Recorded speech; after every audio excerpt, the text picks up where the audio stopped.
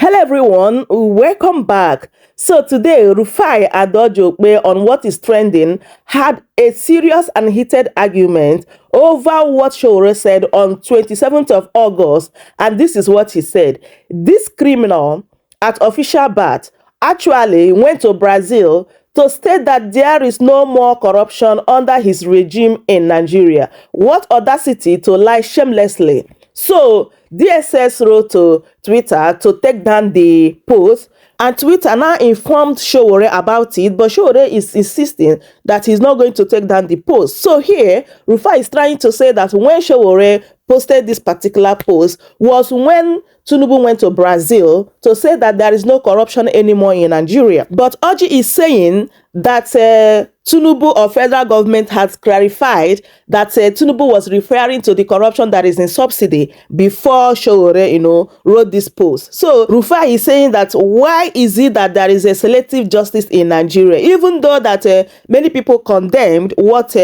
Sowore said about Tinubu, that Tinubu is a criminal without evidence, and it's like very soon they're going to ban Twitter in Nigeria, just as what happened during Buhari government, right? Since Twitter refused to take down that Sowore post. So let me allow you guys to take a listen and hear everything they discuss here, as well as other trending news. And also, please do well to subscribe, share the video, give it a like. Thank you so much for doing so.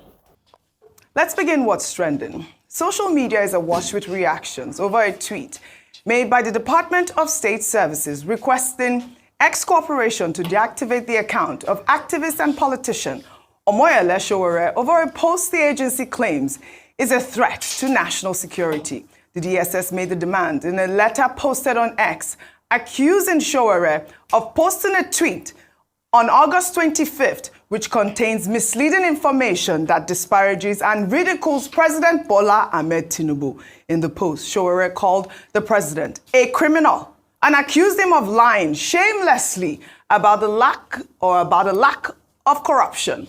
The DSS claims that Sowore's tweet has caused widespread condemnation and could lead to public protests, threatening national security and damaging the country's reputation. The agency also argued that Sowore's post violates several Nigerian laws, including the Criminal Code Act and the Cybercrimes Act, which prohibit false information, hate speech, and online harassment. And I'll read a part of the DSS tweets they wrote on X.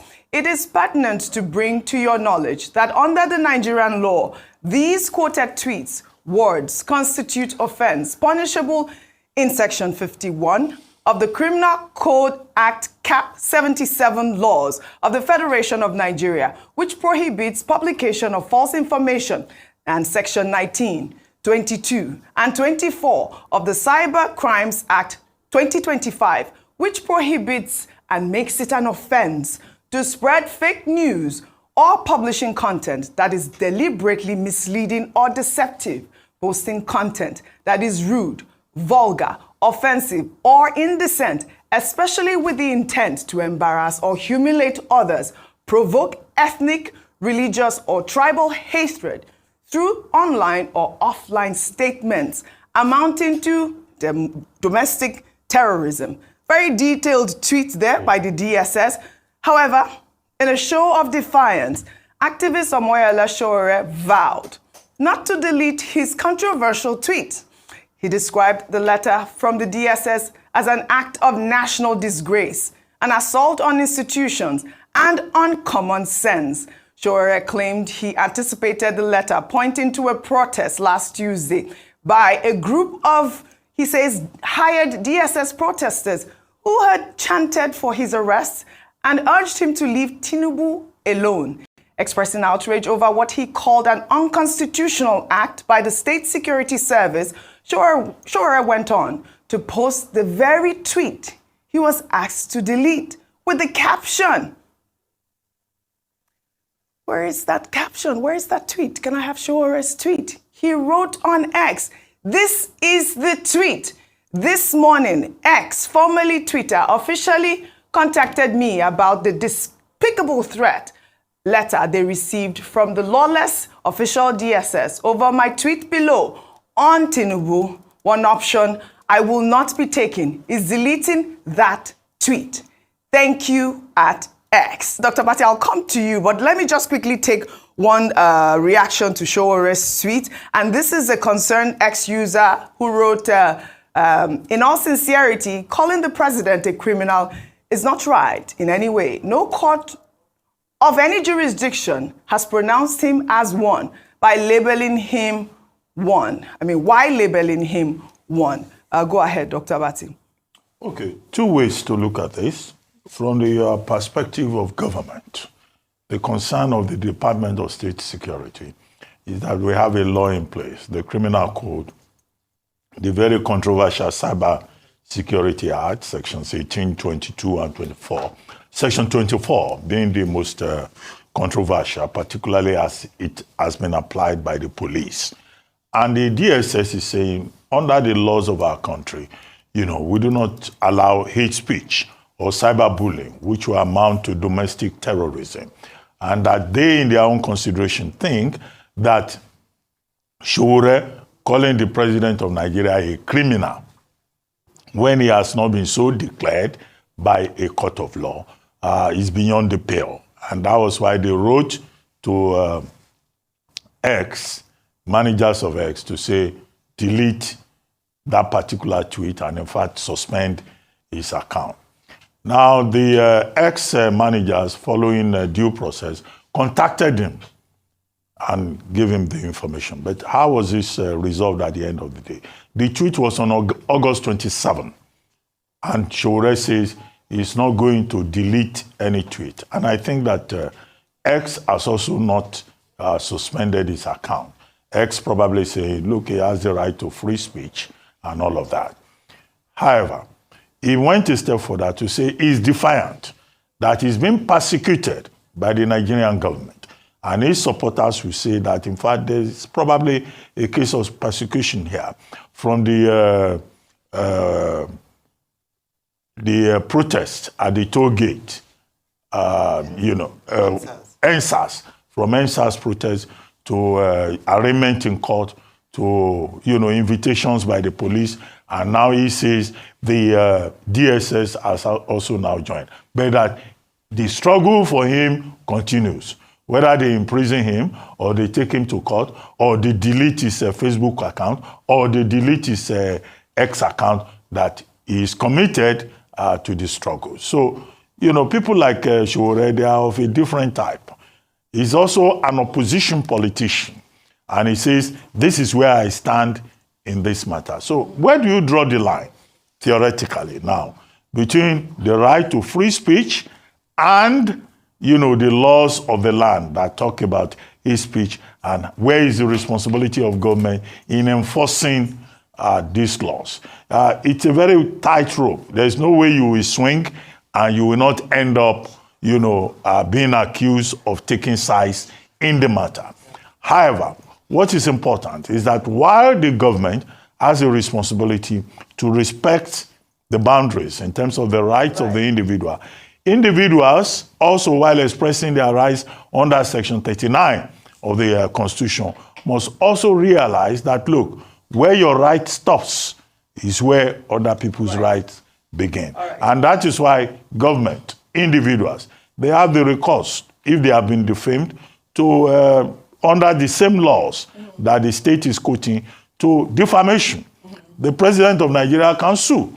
If you call him a criminal, you can be asked to come and prove it in a court of law. If you defame another person using social media, you can be sued to come and prove it. So it's a very delicate balance in respecting the rights of individuals and also upholding the law. All right. You know that Sowore also accused the Tinubu regime of using the Nigeria police force to systematically harass, torture, and persecute him. These tweets have gone viral. Rufai, I'd like to just highlight this. The DSS is a secret service and is an institution that investigates crimes against the state. They are also empowered to protect the president. So this might sound really, strange to a lot of people, but however, the DSS is doing their job. And I'd like to also take another tweet before I come to you.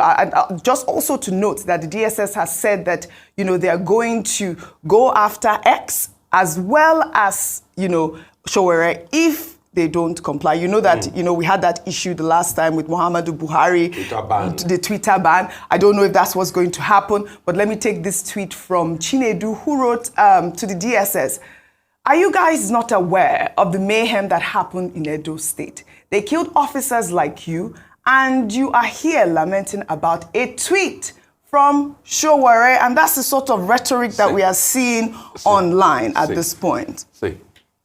I have been a very big advocate of the DSS and what they've been doing in stemming the tides of insecurity.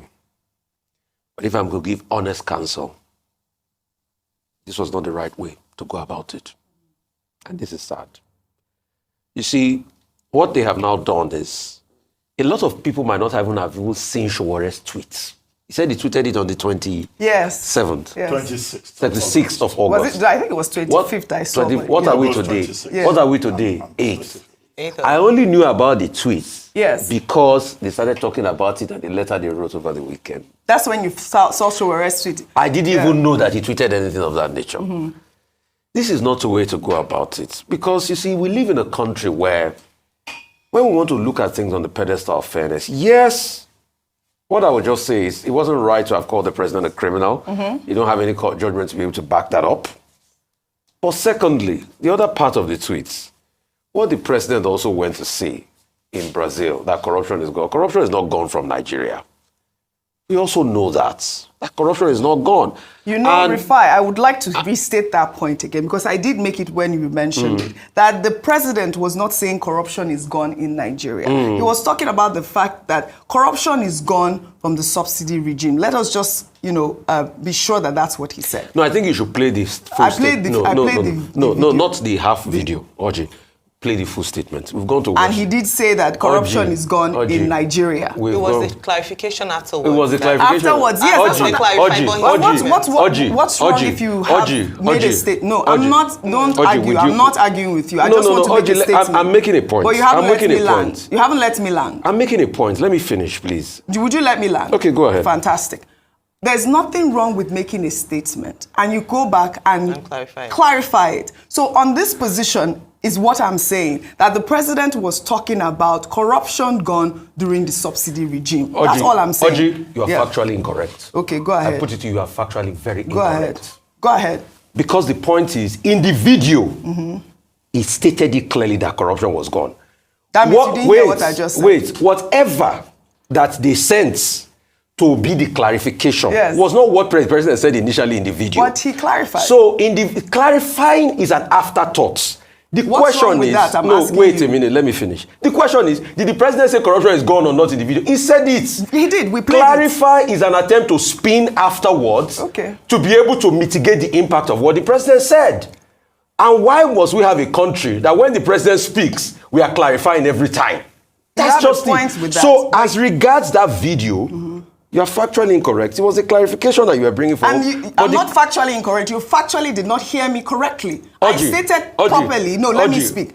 No, we can't argue. I stated properly. If you can calm down and listen to me. Yes. We played a video here. Yeah. And the video said corruption is gone. The next day, I came on this set to present the clarification from the federal government. And I stated to you, what is wrong with making a statement and going back to correct it? And you said that we cannot keep making statements and correcting it. Ojy, I deal with facts. So what do you mean I'm factually incorrect? The factual incorrect? disposition of the video shows that the president said corruption is gone. Okay, I think that's just it. Okay, so let me proceed, I think what please. would matter to there are many points. No, I'm not finished speaking. You cut me in half the way. Because you were trying to prove your point, Ojy. You cut me in half the way. Okay. What I'm trying to say is, Ayo, please let me make my point. And let me make it to the end. The president said corruption is gone. That's what he said. You are repeating in the video. What Sowore is replying to was the fact that the president said corruption is gone. Factually, that was not correct. He might put a clarification as an addendum afterwards. Secondly, on my point on the DSS, what is happening is the fact that when you start to say, okay, let's cherry pick, people will now ask you, what about what is happening in Edo where NSCDC officials were killed? Why do we talk about? What about the people inciting violence online? Because the DSS statement talked about inciting violence and The next thing, you are not doing anything. We are in this country when Bayo and Onuga came out openly to say that this should be the last time the Igbo should put mouth in Lagos politics. Right. And he also doubled down on the statement. Why didn't we have a level of control and contrition? So that's why I said going through this route is a route that will not benefit anybody. All right. That's just my point. That's your point. Can I just make a point? And highlighting what Rufai has said, Yes, which is quite just highlight, yeah. The fact that there are so many other ex-users that have made these sort of derogatory remarks or even, statements, it's quite apt because the DSS should go after everybody and not cherry pick, which I like as well. But I would like for you to buttress the point I was making I just wanted earlier. to say that for me, what would really matter would be when Sowore made the statement, after the clarification or before. He made it before. Before the clarification. So, okay, but before the clarification, then I can understand why he put it. But following the clarification, I do believe that if he continues down that path, then he's just deliberately wanting to attack what has already been clarified. Yes, it's not a good look for the president's statements to be frequently clarified, but he does have the right to do so. He does. You can speak and off the cuff, the and then you can clarify your statement in his defense, because we've seen situations where they make a statement and they stand by that statement, irrespective. So do whatever you want to do. They stand by that statement. So following the facts, then I would say, okay, I understand where they're coming from, but I totally agree that the challenge with this is selective justice and selective action, which the DSS has been accused of doing. But beyond that, I must say that there's no one that's above the law. In 2021, the President of the United States account was banned by Twitter itself, following statements that were deemed to be inflammatory when he talked about the calling patriots, the people who invaded, Capitol Hill. So it does happen, and that's why they called for an outright ban, that if this account consistently misleads people or could instigate, unrest based on information that is not fully correct, then they can take an action. However, I do hope that the DSS, since they want to be, they are really, the action is there to clamp down on hate. They can't cherry pick. If they are doing it to Sowore to show that it is not targeted and agreeing with what he says that he has been a target since NSAS, they need to ensure that a lot of people, and I can give them a lot of handles, whether it is causing ethnic division, inciting ethnic, rhetorics. There are a lot on social media. So the Cyber Crimes Act just came into law, right? And we hope that we follow up with the DSS and they follow those, accounts that have, shared inflammatory statements, bigoted statements that we have seen so far, government officials as well. And like I said, the DSS is an institution that investigates crime. They're well within their right to investigate anything that they deem to be a crime.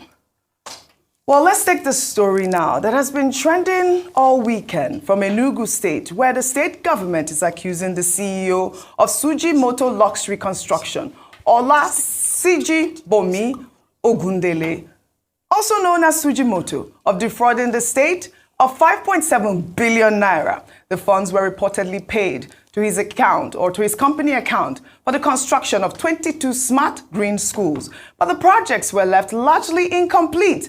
Well, according to the state government, that's their statement right there. This accusation follows the recent declaration of Sujimoto as a wanted person by the Economic and Financial Crimes Commission. However, in a video response, which has since gone viral, Sujimoto denied the allegations, citing challenges such as inflation and foreign exchange volatility as reasons for the project's delays. I told the governor, I said, this project is impossible because of the pricing, the cost of it is too low to build. The governor said, don't worry, just help me do these schools, and later you won't make money from the schools, but you make money from the other projects, which I was very happy with. Now, when we took the contract, cement was 7,000. By the time we left, cement was 10,000. I faced a lot of people. Sometimes we were in the villages, my staffs have been shot at.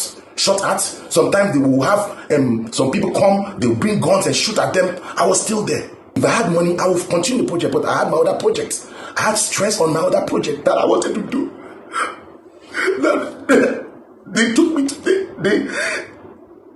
me to court, and I said, okay, let's look at the entire project. How much have we spent?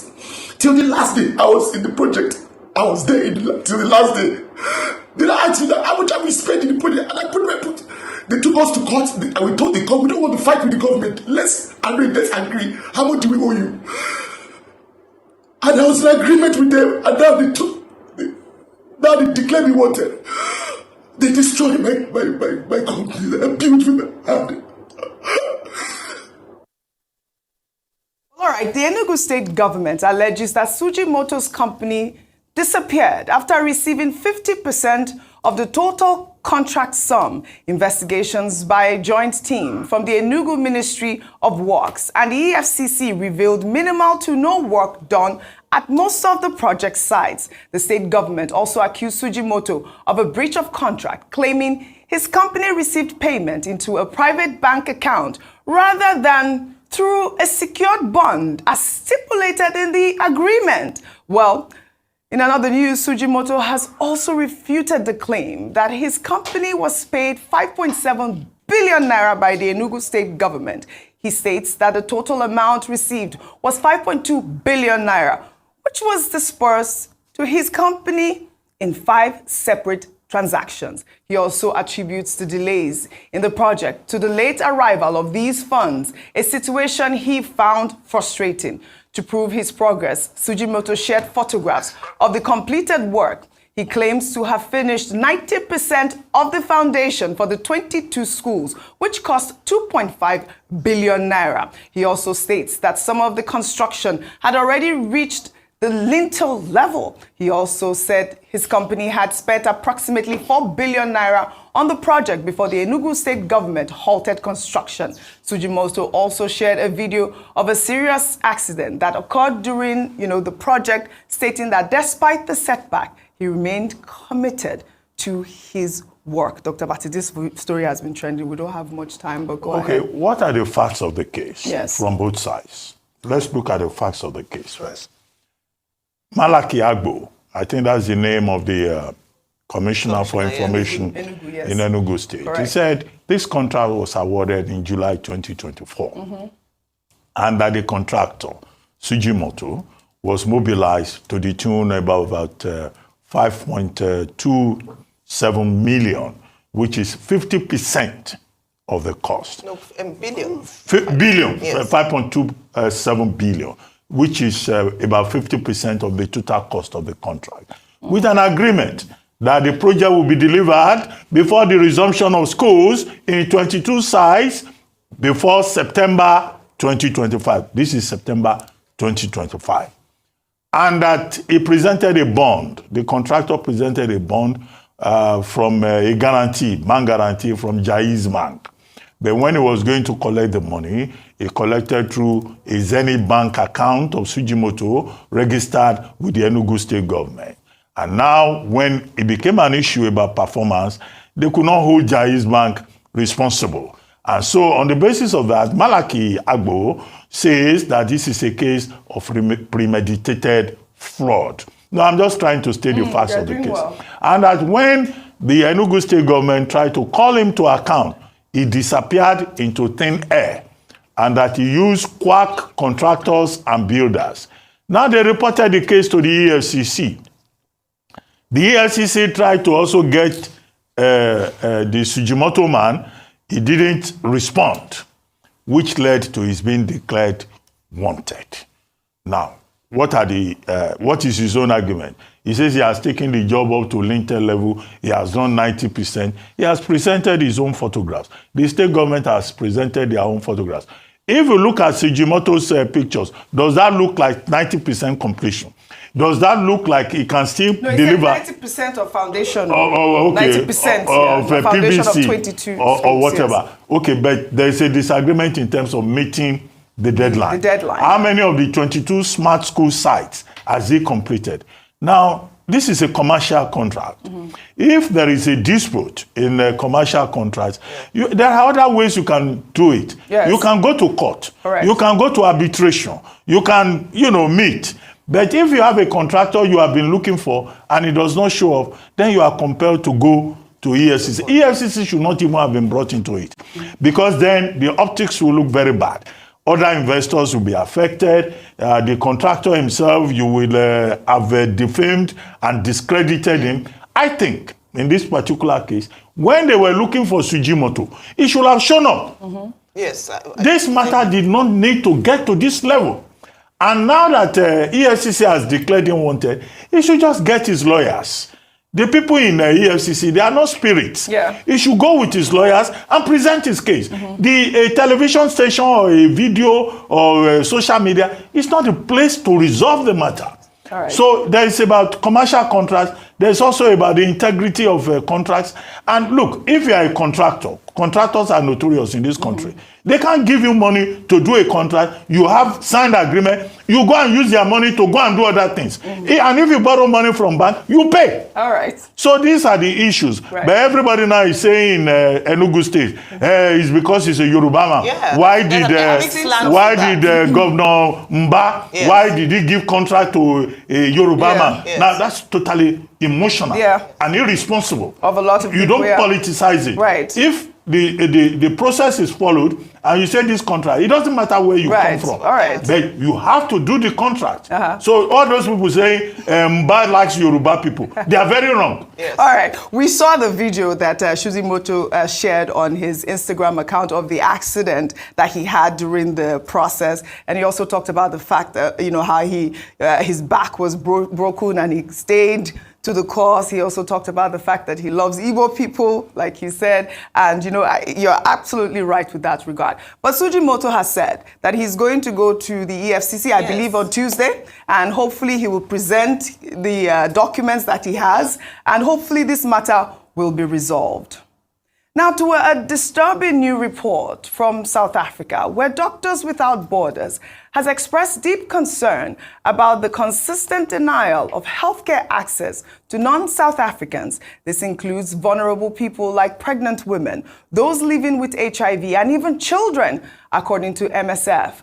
For weeks now, anti-migrant groups have been stationed outside dozens of hospitals in Gauteng, turning people away who they deem to be non-South African, irrespective of their legal documentation, as we'll see in this video that has now gone viral. If you know yourself that you're not South African, please stand up. Please stand up.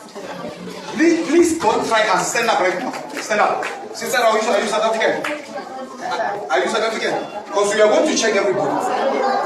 Check them. Please, if you're not South African, come with me. Come. Come with me. Come. Sister, come. But you guys are not South African, go out. You can go to Unjani, Block P there, or Oputila Hospital, go. Hey, fast. Because Zimbabwe, you run fast and go to the border. If you know yourself that you're not South African, please all these nurses and doctors, they are here for South Africans. Get them South Africa. Please stand up. Don't try us. Well, this isn't the first time anti-migrant groups have blocked non-South Africans from getting access to healthcare. Back in 2022, Operation Dudula, protesters in Sowore were also blocking medical access until the South African government had to step in. Well, this blatant violation of human rights has widely been condemned as an act or a xenophobic act. Well, in a powerful moment of defiance. We also saw a video of a Nigerian man standing up for himself after being asked to leave a hospital. Baba, don't touch me. Don't touch me. Don't touch me. Yeah, I'm not going out. No. Please. I'm paying tax in this country. For which country? This country for 21 years. Okay. My business registration is 20.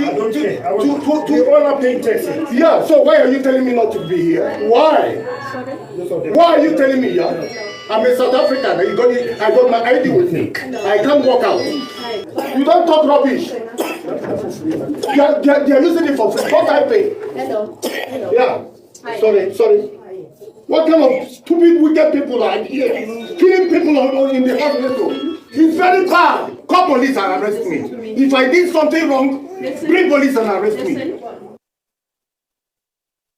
This man was quite powerful, yes. and I love the fact that he's standing up for himself. Very good. But this is a troubling trend at this point. I believe that our boys are going to South Africa, or they're in South Africa right now. This is not the first time that we are seeing this not sort of... the first time. Unbelievable. Whether it be from the point of trying to apply for visas. Yes. They had a report earlier this year talking about the ordeal of Nigerians who even tried to apply for visas and how the treatment, unfair treatment and very, very disrespectful. Now we see it very critical when it comes to healthcare, where people in critical conditions are unable to access healthcare in South Africa as a result of xenophobia. Yes. We need to have an African response to what is happening in South Africa. Correct. We've talked about this for so much, for so long. Our African leaders, heroes past, did not die or fight for this kind of display of show of shame. You know, Madiba, Nelson Mandela, did not go to prison for 27 years in fighting for the liberation of South Africa, for them to turn around and begin to, you know, to do the same thing to their fellow African brothers. How can you deny? And it's caught on video. It's the brazen way they do it